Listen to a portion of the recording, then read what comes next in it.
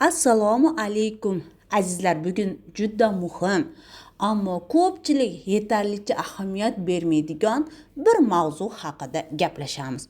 Bu prediabet. Ko'p insonlar shunaqa deydi. Menda qand yo'q, analizlarim normal, ammo tibbiyotda shunday holat borki, inson o'zini sog'lom deb o'ylaydi. Ammo organizmda qand almashinuvi allaqachon buzila boshlagan bo'ladi. Siz hozir qandli diabetga yaqin yurib, o'zingiz umuman bundan bexabar bo'lishingiz mumkin. Chunki qandli diabet to'satdan chiqmaydi. Undan oldin yillar davomida prediabet, metabolik sindrom degan jam, og'riqsiz, lekin juda xavfli bosqichi bo'ladi. Siz o'zingizni sog'lom deb hisoblaysizmi? Keling bir sonni tekshirib ko'raylik. Ovqatdan keyin uyqu bosadimi? Tez charchab qolasizmi? Shirin narsadan o'zingizni to'xtata olmaysizmi? Qoningiz atrofida savlat deb atalmish yog' to'planayotgan sezyapsizmi? Agar hozir kamida bitta savolimga ha desangiz, bu tasodif emas. Bu sizni organizmingizdan kelayotgan birinchi signal bo'lishi mumkin. Lekin sizga yaxshi yangiligim bor. yaxshi yangiligim shuki, prediabet bu hukm emas. Bu diabetni oldini olish mumkin bo'lgan ogohlantiruv. Aynan shu videoda men sizga prediabetni qanday tanish, kimlar xavf ostida ekanligini va eng muhimi, undan qanday qutulish mumkinligi haqida sodda, ilmiy asoslangan holda tushuntirib beraman. Agar o'z sog'lig'ingizga siz befarq bo'lmasangiz, videoni oxirigacha ko'ring. Chunki hozir kunda diabet yosharyapti. Hozir gnoyni yiringli xirurgiyaga kirsangiz, barcha yiringli kasalliklarning ko'p foizi aynan qandli diabetni asorati hisoblanadi. Nima deb o'ylaysizlar? Ular dori ichmaydimi? Dori tugul insulin oladi, lekin yaxshi bo'lyaptimi? Dori bilan ular tuzalganda edi, yiringli xirurgiya shunchalik qandli diabetga to'lib ketmagan bo'lardi. Lekin sizda imkoniyat bor. Aynan mana shunaqa ayanchli ahvolga kelmaslik uchun oldini olish. Chunki kasallikni davolashdan ko'ra oldini olish eng yaxshi narsa hisoblanadi. Bugun sizlar bilan aynan diabet oldi holati, ya'ni diabetga chalinmaslik uchun nimalarga e'tibor berishimiz kerak? Nimalar asosiy narsa va davolashda dorisiz nimalarga qarashimiz kerak, shu haqida gaplashamiz. O'z umuman olganda prediabet nima? Ya'ni diabet oldi holati nima bu? Bunda siz borib qoningizda glyukozani yoki glikerlangan gemoglobinni tekshirtirsangiz, miqdori norma yoki normaning oxirgi chegarasida turadi. Lekin hali qandli diabet darajasiga yetmagan. Tushundingizmi? Endi bu kasallik emas, lekin norma ham emas. Eng muhim jihati, diabet oldi holati bu diabetga olib boradigan yo'l, ammo uni to'xtatish mumkin bo'lgan bosqich. Agar shu vaqtda siz chora ko'rmasangiz, sizda keyinchalik qandli diabet rivojlanish ehtimoli kuchli bo'ladi. Va albatta sir emas, buni asoratlari tomirlar, asablar, buyraklar, yurak va guru. Nima deb o'ylaysiz? Oldini olgan yaxshimi? Yoki uni asoratlari bilan kurashishmi? Prediabet bu shunchaki ovqat emas, balki butun turmush tarzi, gormon va ichki almashinuvni buzilishi natijasidir. Endi har bitta xavf omillarini alohida tushunarli qilib ko'rib chiqamiz. Endi ko'pchilik doktor qo'rqitib yubordingiz. Kimlar xavf omillari? Kimlar ehtiyot bo'lish kerak?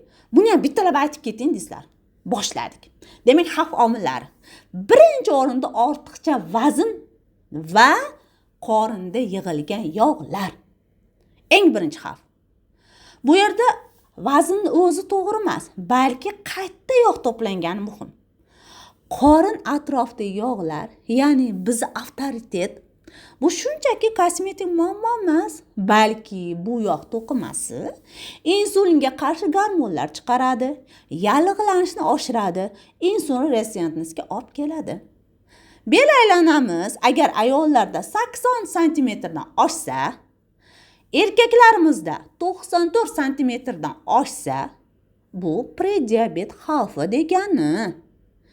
Keyingi omil bu kam harakat. Ya'ni siz mashinada yurasiz, bitta oстановkaga ham taksiga chiqasiz, borasiz, o'tirasiz, kompyuterda o'tirasiz yoki shaxsan o'zim men mana shifokorman.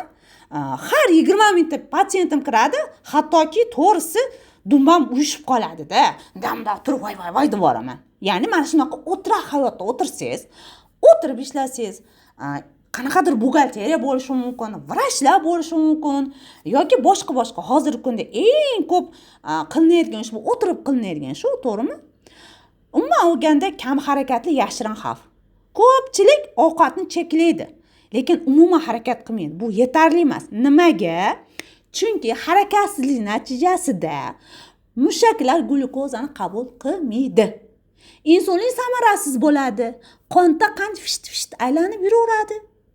Mushaklar insulinsiz ham glyukozani ishlata oladigan organ emas.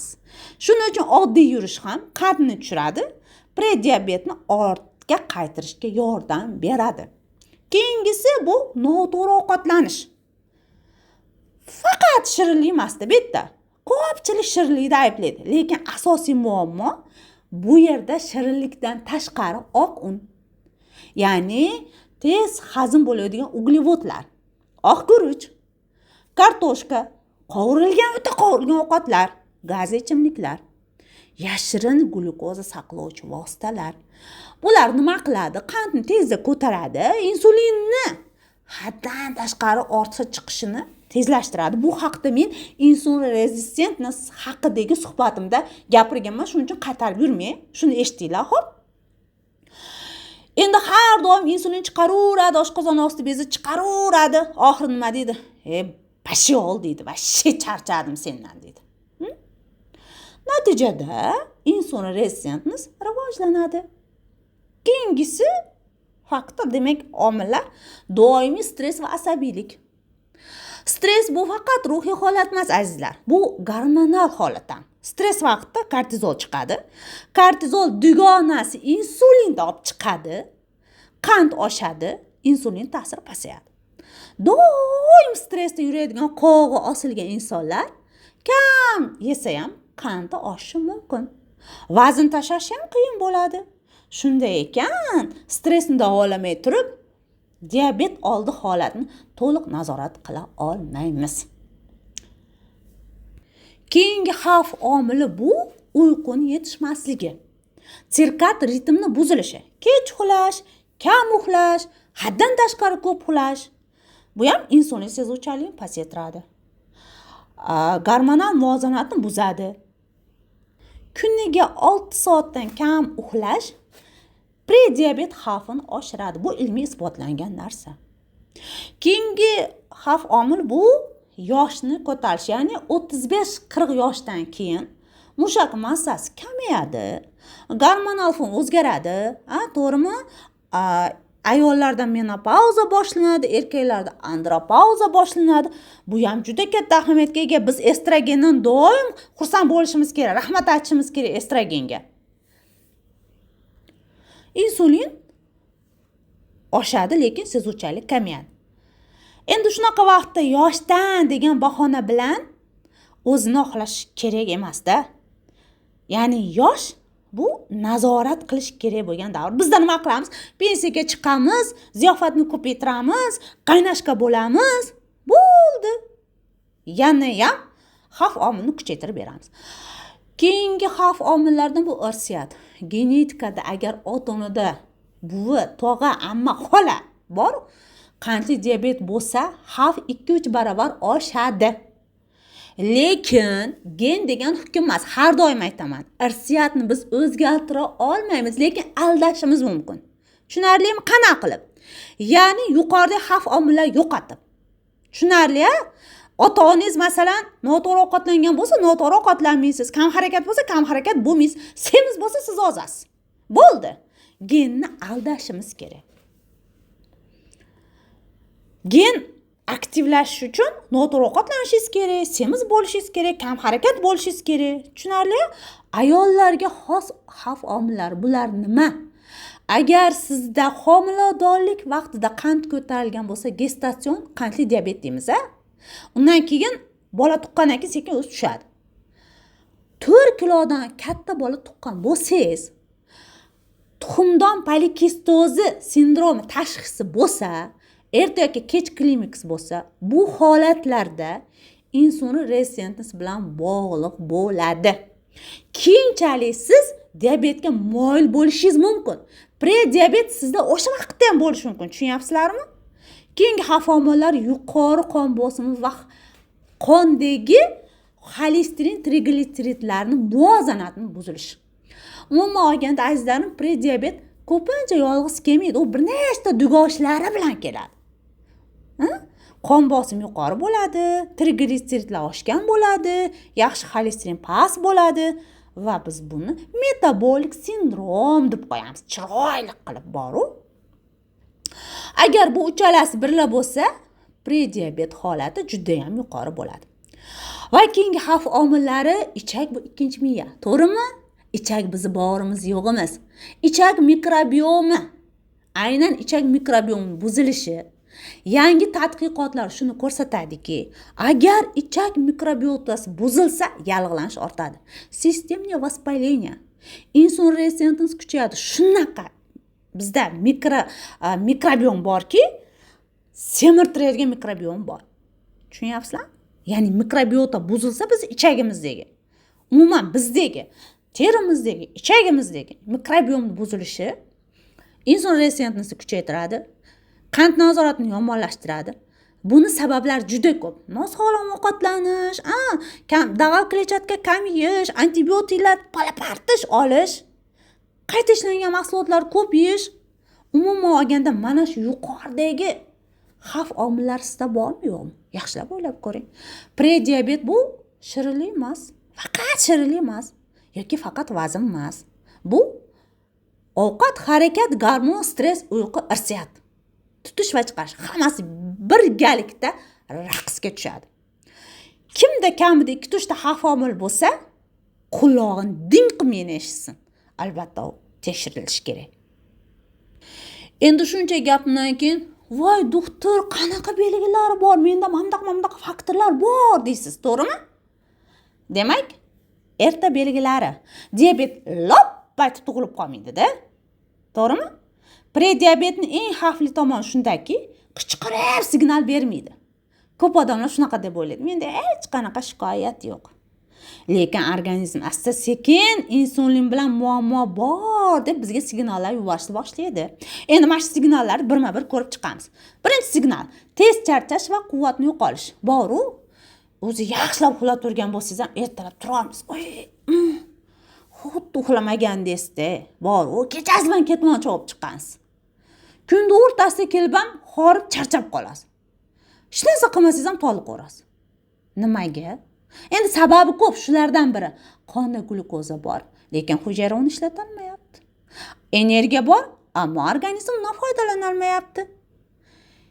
Ikkinchisi ovqatdan keyin uyqu bosishi. Bu juda ham tipishni belgi azizlarim. Ayniqsa non, guruch, kartoshka shirinlik yegandan keyin ko'z ilinib ketishi, bosh og'irlashi, diqqatni pasayishi. Bu nimadan? Bu qandni tez ko'tarilib, keskin tushib ketishi belgisi bo'lishi mumkin. Keyingi belgi tez och qolish. O'zi endi ovqat yeb bo'ldingiz, 1-2 soat o'tdi. Yana yegiz keladi. Ayniqsa shirinlikka shunaqa tortadi. Lekin bu haqiqiy ochlik emas.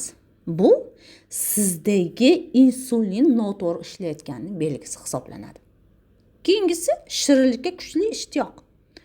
Prediabetda shirinlik xohish emas, balki gormon talab sababli paydo bo'ladi. Qand tez tushib ketganda miya nima deydi? Voy, bizda glyukoza yo'q, bizda energiya yo'q. Darrov qand beringlar deydi. Shu bois inson shirinlik o'z ovqat yeb bo'ldi. Shirinlikdan to'xtata olmaydi. Keyingisi qorin atrofida yog'ning to'planishi. Vazn normal bo'lishi mumkin, lekin qorin viliq aylanib chiqib qolgan. To'g'rimi? Bel aylanasi kengayadi, Bu yog' insulinga qarshi ta'sir qiladi, metabolik sindromni kuchaytiradi. Keyinchalik sekin vaqt o'tishi bilan insulinga qandli diabetga qarab ketayotganingizda nima bo'ladi? Suvni ko'p ichish, og'iz qurish boshlanadi. Endi sekin har xarda oshishni boshlaganda qon quyuqlashadi. Organizm qonni suyultirib olish uchun qondagi shakar ko'payib ketgan chiqarib olish kerak-da. Suv ichish ehtiyoji paydo bo'ladi. Endi suv ichganingizdan keyin nima bo'ladi? Siyish bo'ladi-da, to'g'rimi? Shuncha suv ichyapsiz, chiqarish kerak u. Bu diabetda emas, balki diabetdan oldin ham uchrashi mumkin. Ayniqsa kechasi 1-2 marta uyg'onib siyish. Bu nimadan? Bu organizm ortiqcha qanddan tez qutulmoqchi bo'lganining belgisi. Va e'tibor beringlar, teridagi o'zgarishlar, bo'yinda qorayish, qo'ltiq ostidagi qora dog'lar, terining quruqligi, qichishish, ayniqsa ostda. Bo'g'imlarda, mana barmoqni bo'g'imlarida, tirsak, bilak qorayish, akantoz deymiz, Bu ham ko'pincha 100% emas. Mana shu insulin resistentность belgisi hisoblanadi. Va yaralar sekin bitishi. Voy tavba, mana uni kesib olganimga 1 hafta bo'ldi. Odatda 3 kunda bitib ketadi, nimaga bitmayapti? Immunitetim tushib qopti shekilli-da deymiz. Shunaqa qilib o'zimizni xursand qilib qo'yamiz-da, to'g'rimi? Lekin buni fonida insulin resistentность qandli diabetga moyillik rivojlanayotgan bo'lishi mumkin. Chunki qon aylanishi va hujayrani oziqlanishi buzilgan bo'lishi mumkin. Keyingisi miya faoliyatini pasayishi, ya'ni tuman, miyani tumani. Ko'pchilik aytadi, "Cho'ta eslab qola olmayapman-da. Nimaga kirganimni ham bilmayman ba'zan" deydi. Bu insulin va qondagi shakarning tebranishidan kelib chiqadi. Natijada diqqat pasayadi, xotira zaiflashadi, asabiylik kuchayadi. Endi eng muhim ogohlantiruv. Agar sizda yuqorida sanab o'tgan belgilarimning 2-3 tasi bor bo'lsa va doimiy sizda bo'lsa, bu tasodif emas. Bu analiz, tahlil topshirish vaqti kelgani haqida sizda signal. Metabolik sindrom, ya'ni diabet oldi holat og'riq bermaydi. Bilinglar, qandli diabet to'satdan chiqmaydi. O 10 yil, 5 yil, 15 yil vaqt kerak. U mayda belgilari bilan keladi va eng katta xato o'tib ketadi deb e'tibor bermaslik. Sog'liqni yo'qotgandan ko'ra vaqtida bilib olgan afzalda. To'g'rimi azizlarim? Endi, "Voy, doktor, shokka tushyapman. Qanaqa endi nimalarga e'tibor beray? Yana ham tashxisni aniqlashtirish uchun nima qilishim kerak?" degan savol paydo bo'ladi. Azizlarim, demak, ba'zi bir tahlillar topshiramiz. Bu nima? Ertalabki qondagi glyukoza miqdori. Bir narsa meni qiziq nima deydi? Kuydiradi ham, kuldiradi ham. Ya'ni semizlar ko'paygan sari qandli diabet chegaralari ham kengayib ketyapti-da, semizga o'xshab. Avval 6 chiqsa millimol litr. Buni o'sha qandli diabet derdik. Hozir standart bo'yicha 7 bo'lsa keyin qandli diabet. 7 millimol litr bo'lsa qandli diabet hisoblanyapti. Preventiv va integrativ meditsinada bilinglar, 5 norma, 5,5 qondagi glyukoza miqdori, 5,5 metabolik sindrom. Tushunarli? Lekin zamonaviy hozirgi meditsinamizda 5 dan 6 gacha norma hisoblanadi. Normasi preventiv va integrativ meditsinada 5 norma. 5,5 azizlarim metabolik sindrom, prediabet. Endi 5 dan 6,9 millimol litrgacha prediabet, metabolik sindrom zamonaviy meditsinamizda. Lekin preventiv va integrativ meditsinada bu men shaxsan 6,5 chiqsa qandli diabet 2-tip deb tashxis qo'yaman. Tushunarli? Endi 7 millimol litrdan baland chiqsa zamonaviy meditsinamizda qandli diabet deydi. Men 2 qandli diabet deb tashxis qo'yaman. Tushunarli? Endi muhim nuqta, bu analiz bir kunlik holatni ko'rsatadi. Masalan, kechqurun bo'kib, uzib yuvdingizda baland chiqishi mumkin. Tushunarlimi? Stress bo'ludi, uyqusizlik bo'ludi. Bu ham ta'sir qilishi mumkin. Shuning uchun bitta buning o'zi yetarli emas. Endi keyingi tekshiruv glikerlangan gemoglobin. Bu nima degani? Bu 3 oy davomida sizda qondagi qand miqdorini ko'rsatuvchi ishonchliroq bo'lgan ko'rsatkich. Bu ham semizlik kengaygan sari zamonaviy meditsinamizda kengayib ketyapti.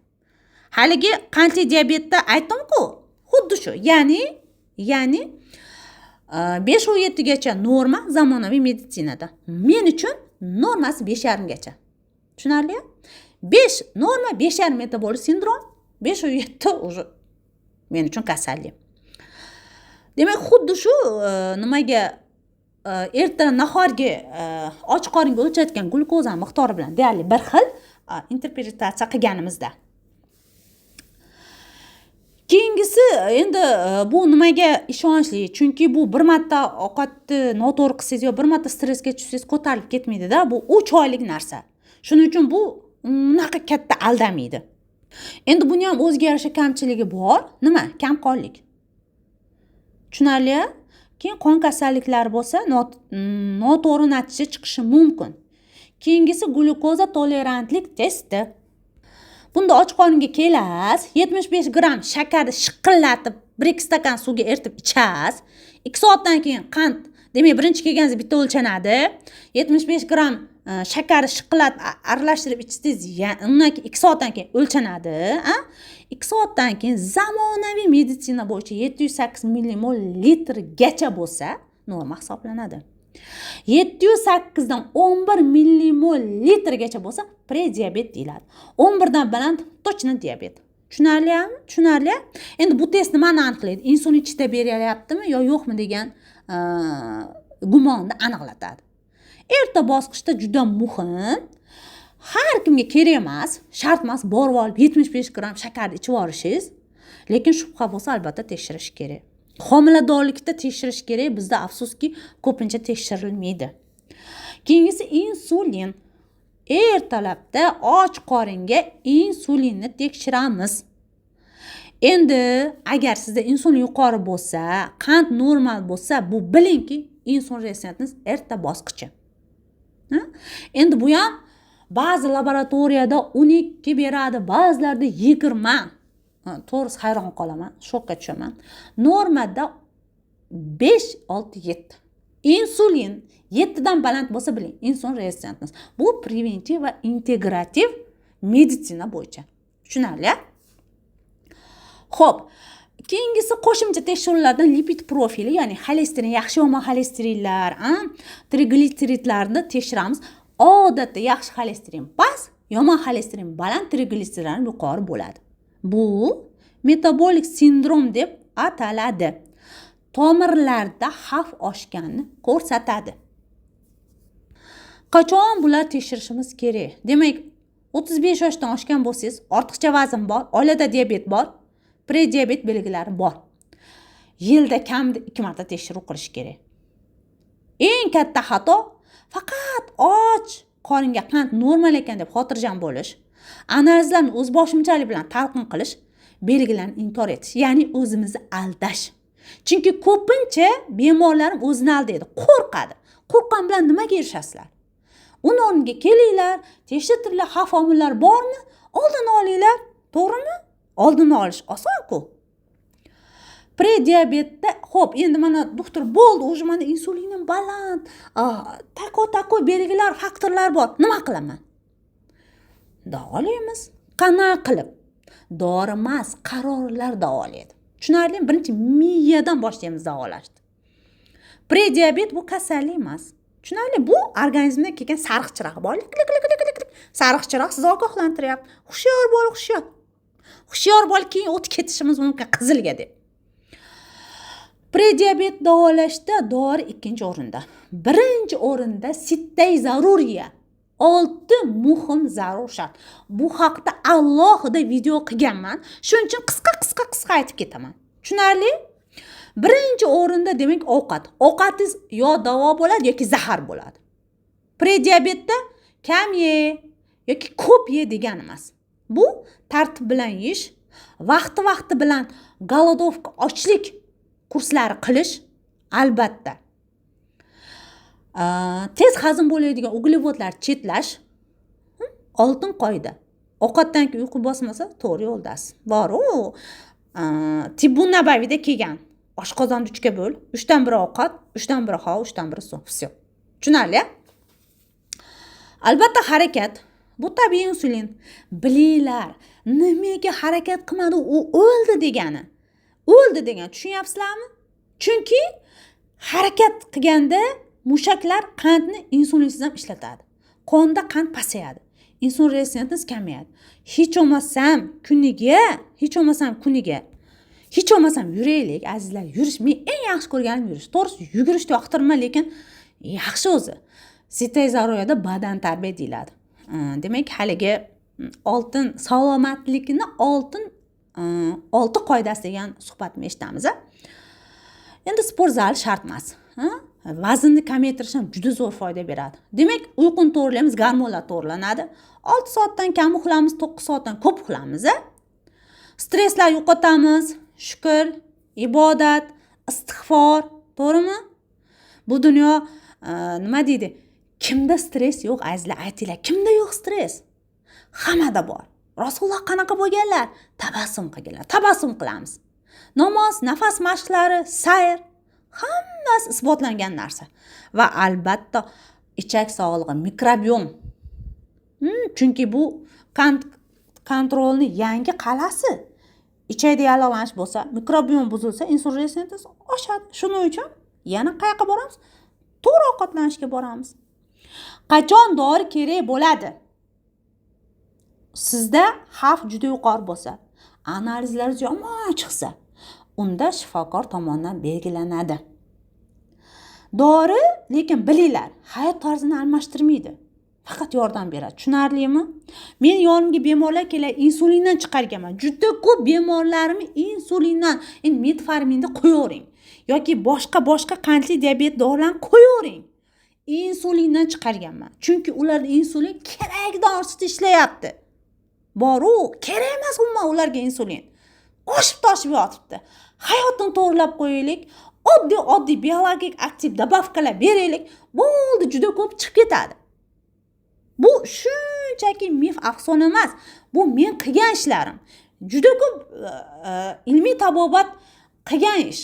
Preventiv integrativ meditsina deb bor narsa. Tabobat, Ibn Sino tabobatda bor narsa. Tushunarlimi? Eng katta xatomiz nima? Hozircha qand normal deb harakat qilmaslik. Faqat dori bilan tuzalib ketishga umid bog'lash. Qisqa muddatli diyetaga o'tirib olib tashlash.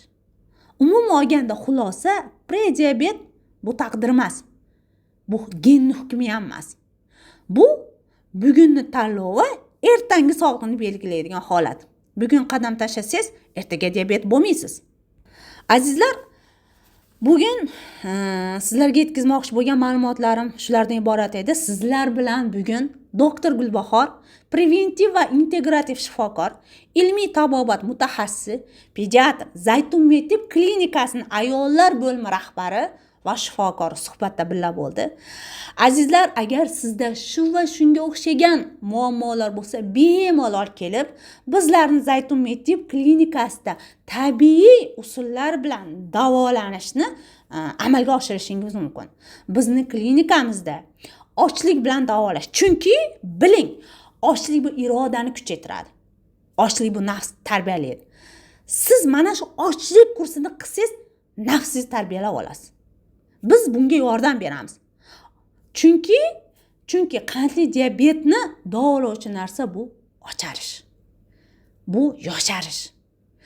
Aynan mana shu ochlik, ya'ni autofaga muolajalari sizni qandli diabetga moyillikdan chiqaradi.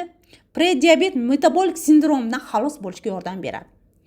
Shuningdek, massaj, igna bilan davolash, hijama, zulik, shifobaxsh limfa detoksini kuchaytiruvchi kedr bochkalari, turmalin toshlari va Alloh taolo yaratgan tabiatning qo'ynidan olingan biologik aktiv dabavkalar bilan davolash yo'lga qo'yilgan. Marhamat tashrif buyuring, biz sizni xizmatingizdamiz. Har doimgidek so'raladi, qayerda joylashgansizlar, qanaqa qilib bog'lanishimiz mumkin? Profilim shapkasida yozilgan, lekin qaytarib o'taman. Bog'lanish uchun 93 587 44 03 bu administratorimizning nomeri. Joylashgan joyimiz Toshkent shahri. Sebzorda joylashganmiz, go'zal Sebzorda. Shundoq kelsanglar, katta yo'lda bo'yida Rivera Makro degan bino joylashgan. Shundoq yondan kirsanglar, go'zal so'lim joyda Sharshara degan kafening shundoq qarama-qarshisida Zaytun Metib klinikasida biz faoliyat yuritamiz. Bemalol kelishingiz, maslahat olishingiz, oshlik kurslarini o'tkazishingiz va bizni nazoratimizda turishingiz va biz ishlab chiqargan biologik aktiv добавкаlar xarid qilishingiz mumkin. Shuningdek, agar sizda tibbiy savodxonlik yetarli bo'lmasa, sog'lom yashashni xohlasangiz, tabobatga qiziqsangiz, bizlarni tabobat asoslari va hijama kursimizda bemalol tahsil olishingiz mumkin. Bu esa sizni aptekaga ketadigan pulingizni kattagina qismini tejab beradi va sizni sog'lom hayotga yo'naltirib tashlaydigan kurs hisoblanadi. Azizlar, agar ma'lumotlarning foydali bo'lgan bo'lsa, like bosishni, sahifamga obuna bo'lishni va uni kimlargadir bor, xuddi shu simptomlar bor insonlarga jo'natishni unutmaymiz. Keyingi suhbatlarda ko'rishguncha. Assalomu alaykum.